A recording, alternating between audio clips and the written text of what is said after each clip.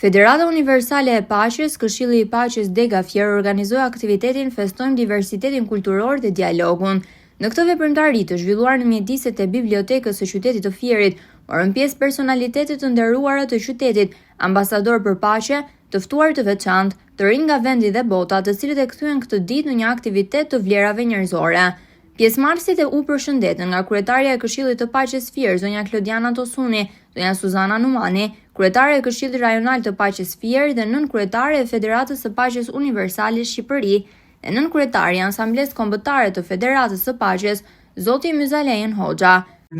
Diversiteti është pasuri. Ashtu sikurse e tham që diversiteti e bën botën me ngjyra, i jep kuptim, e bën të bukur.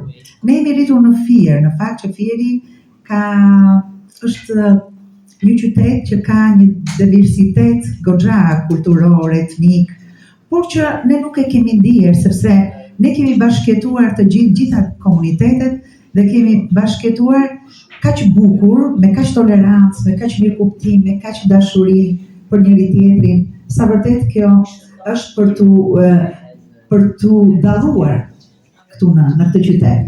Diversiteti kulturor, jam sociologe, në fakt, po nuk po jap këndvështrimin sociologjik. Fjala e parë që më vjen në mendje për diversitetin, në fakt është një lëndim me lule të ndryshme, ku çdo lule ka atë aromën e vet, ka formën e vet, ngjyrën e vet dhe bën lëndimën më të bukur se sa një lëndim të themi me të njëjtën lule.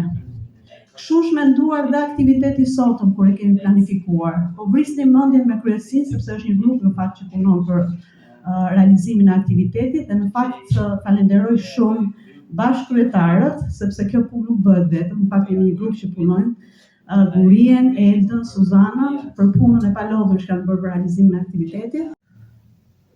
Natyrisht përkundrejt vlerës që ka vetë mendimi, dhe kur ai mbrohet nga vlera pozitive,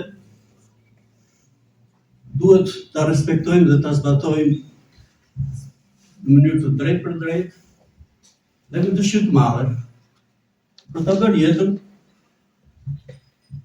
më të mirë. Ftuarit nga vende të ndryshme të botës, Aurora Azolina nga Italia, Olga Berez nga Rusia, Niki Gjoshgjokaj nga Filipine dhe Jonathan nga SBA, të cilët prej vitesh jetojnë në Fier, ndanë përvojat dhe emocionet e tyre mbi kulturën shqiptare dhe dashurinë për këtë vend. Në vijim, sekretari i përgjithshëm i Federatës së Paqes Universale, zoti Gani Roshi, prezantoi parimet dhe veprimtarinë e saj dhe u ndal tek vizioni dhe misioni i Federatës së Paqes. E zakonshme që një organizat moment që krijohet të themelohet në pallatën e kongreseve.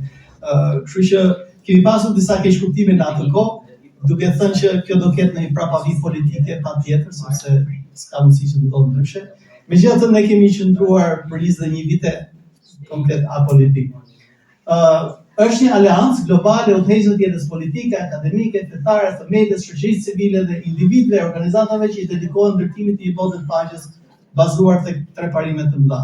Parimi i ndërvarësisë, thotë që ne i përkasim njëri tjetrit, i prosperitetit reciprok, do thotë që zhvillimi duhet i përfshijë të gjithë dhe jo të ketë dallime të mëdha, dhe patjetër që kjo të ndodhë duhet evidentohen disa vlerat universale që janë të pranueshme nga të gjithë. Në përfundim të aktivitetit u vlerësuan me titullin ambasador për paqe Ilirian Gjika, drejtori i Muzeut Fier, Enri Lulaj, drejtori i Qendrës së Fëmijëve me aftësi ndryshe Horizont në Fier, Elvi Daka, drejtori i Qendrës Sociale Murialdo në Fier, si dhe artisti, gazetari dhe konsulenti muzikor Artur Gjino.